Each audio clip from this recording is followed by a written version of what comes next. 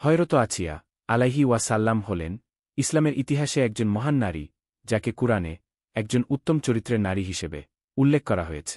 তার জীবন কাহিনী আমাদের জন্য এক অমূল্য দৃষ্টান্ত। তিনি ছিলেন ফেরাউন রাজ্যের রানী, এবং তার জীবন ছিল ঈমানের শক্তি এবং সৎপথের উপর এক অটল আস্থার প্রতীক।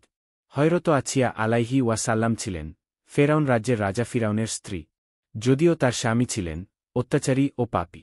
হযরত আছিয়া আলাইহি ওয়াসাল্লাম ছিলেন একজন ঈমানদার, আল্লাহর প্রতি অত্যন্ত বিশ্বাসী। তার জন্মের সময়ে নির্দিষ্ট কিছু তথ্য পাওয়া না গেলেও তার চরিত্রের শক্তি এবং সৎপথের অনুসরণ আমাদের মনে অদ্বিতীয় প্রভাব ফেলে।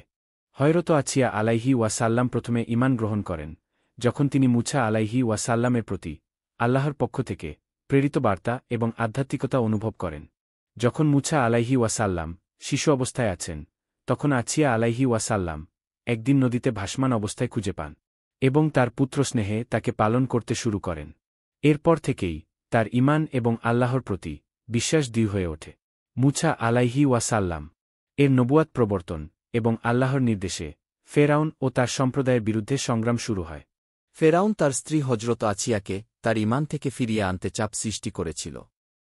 তিনি সর্বোচ্চ মানসিক ও শারীরিক অত্যাচারের শিকার হয়েছিলেন, কিন্তু তার ঈমানের প্রতি অনড় থাকার কারণে তিনি তার বিশ্বাস বজায় রেখেছিলেন।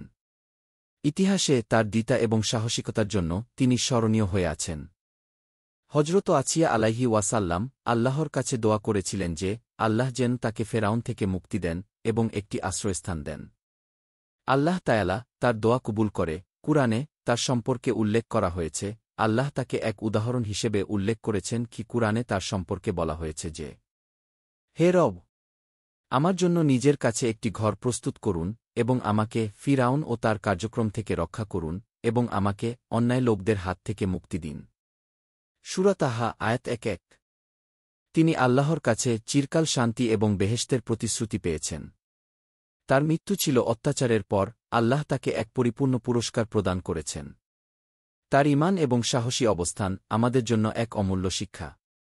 হজরত আছিয়া আলাইহি ওয়াসাল্লাম এর জীবন থেকে আমরা শিখতে পারি যে একজন সৎ এবং আমানদার নারী যেখানেই থাকুক, তাকে সঠিক পথে চলতে হবে এবং সর্বদা আল্লাহর প্রতি বিশ্বাস রাখতে হবে।